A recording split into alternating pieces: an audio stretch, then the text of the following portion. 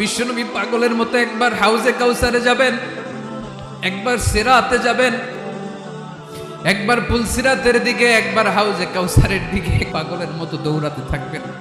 তার কোনো গুনাহগার উম্মত যাতে জাহান্নামে ঢুকে না যায়, সেদিন কেউ সুপারিশ করতে পারবে না বিশ্বনবী ছাড়া।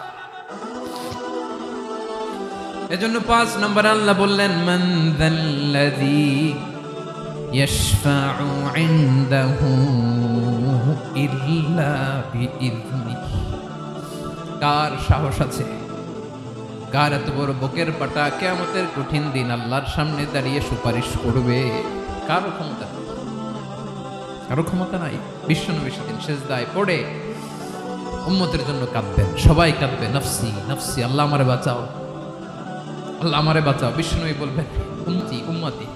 বিশ্বনবী আমার জন্য কাঁদবেন, আপনার জন্য কাঁদবেন, আমাদের জন্য সেদিন কেঁদে কেঁদে জাহান্নামের দরজায় দাঁড়িয়ে আমাদেরকে টেনে টেনে জান্নাতে ঢুকাবেন।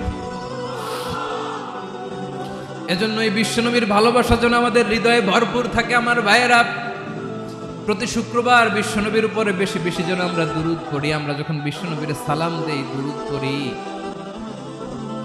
একদল স্পেশাল ফেরেশতা আছে যারা বিশ্বনবীর দুরূদটা নিয়ে সরাসরি বিশ্বনবীর রওজায় যায়, যে বলে অমুকের বেটা অমুক আপনারে সালাম দিয়েছে। বিশ্বনবী নিজ কবরের থেকে নিজেই সালামের উত্তর দেয়। বিশ্বনবীর ভালোবাসা যেন আমাদের হৃদয়ে থাকে, বিশ্বনবীর সুন্নাহ দিয়ে যেন আমাদের জীবনটাকে সাজাই। পারা যাবে ইনশাআল্লাহ। বিশ্বনবীর ভালোবাসা ছাড়া কেউ জান্নাতে ঢুকতে পারবে? বিশ্বনবীর পক্ষে আমরা বলবো, বিশ্বনবীর পক্ষে আমরা লিখবো, বিশ্বনবীর জন্য আমরা আমাদের কলিজার রক্ত বিলিয়ে দিব, ঠিক কিনা বলেন?